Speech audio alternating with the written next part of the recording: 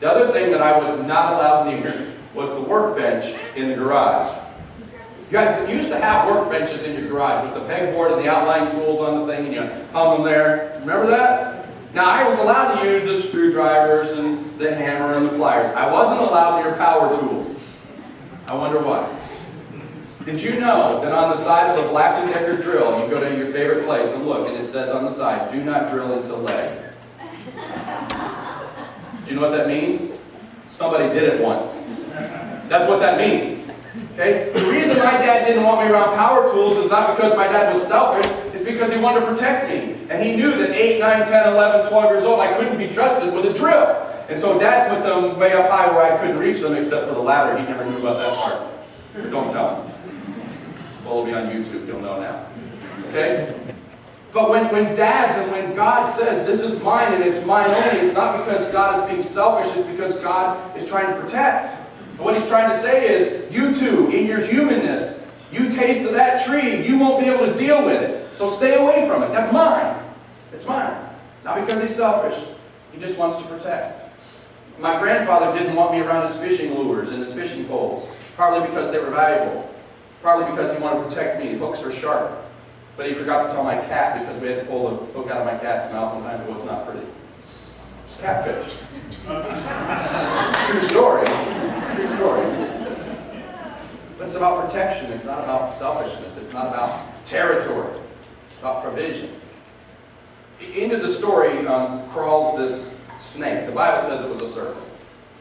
And the serpent comes in to the story and basically trips up Adam and Eve. Now, I find it interesting that in the story, Eve is not tempted to murder someone. She's not tempted to steal something. She's not tempted to do anything other than to believe a lie. That's all it is. Because what it says is that the serpent said to her, did God say you really can't eat of any tree in the garden? Any tree? And so what is he doing? He's looking for some kind of little way to weasel in there. And she says, oh, no, God didn't say that. He said we can eat some of the trees, just not that one over there. Because if we do, then we're going to die. And basically what Satan communicated was, that's not true. That's not true. God's lying to you. God is lying to you because even God knows that if you tasted that tree, you're going to become like God and you're going to know the difference between right and wrong. And Eve, if you read through the story, says she looked at it, she could see that it looked good, she could see that it was good for food, and she's thinking, what's wrong with me knowing the difference between right and wrong? And so she takes a bite of the apple. And then eventually she hands it to Adam. But Satan's trick wasn't some monstrosity, it was a trick. Just to believe a lie. And Satan's message is no different in 2008 than it was back in page 2. The message is, you can trust me. Come on, you can trust me. Of all the other things out there, you can trust me. And have you ever found this to be true that when you meet someone who says, you can trust me, really what they're really saying is, you really can't trust me?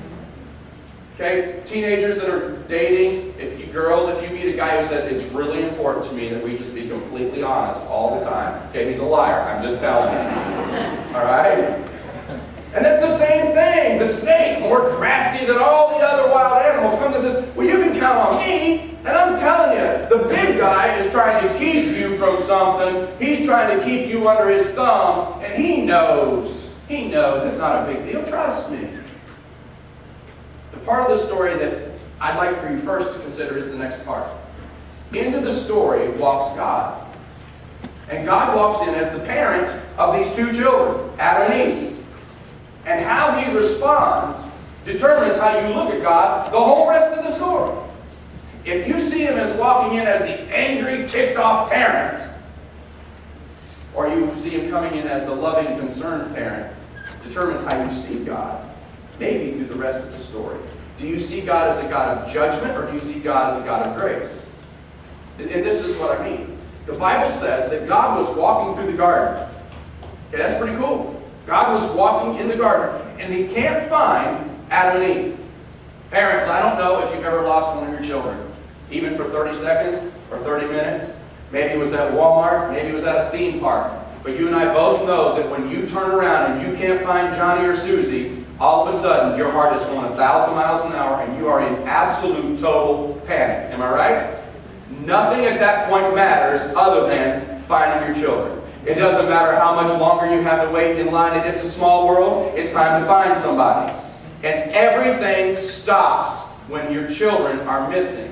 And into the story walks God, who's trying to find his children. And he says, Adam, where are you? Now, if you hear the words, Adam, where are you? Same words. Adam, Adam, where are you? Whole different meaning, correct? And so here you are on page 2 reading this big story about God's love for mankind. How you hear those words determines how you look at God. So God, frantically trying to find his kids, eventually finds them. And what he finds is injured children. These kids have been duped.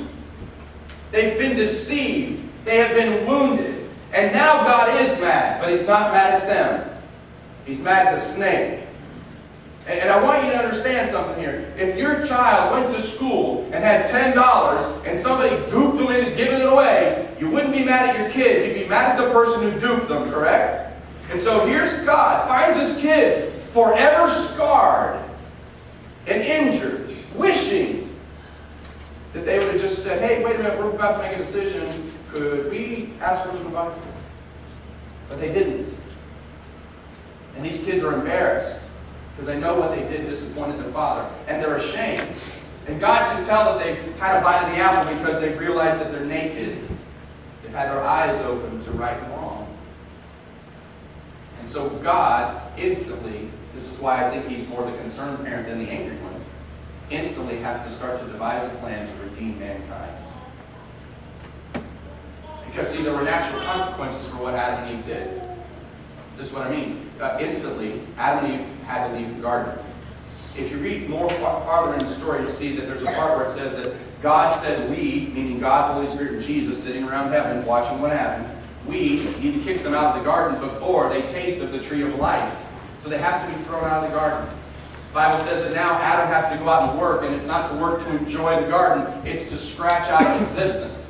He has to go out and find his own food now. He has to go out and find his own living. He has to go out and find his own value.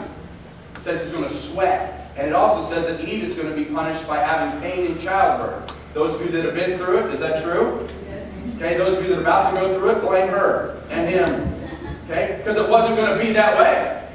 But that was the natural consequences. But more importantly, there were spiritual consequences for what happened. Instantly, Adam and Eve died spiritually. Remember last week we said that the Spirit is the part in you that communes with God, talks to and listens to God. When God created man and breathed his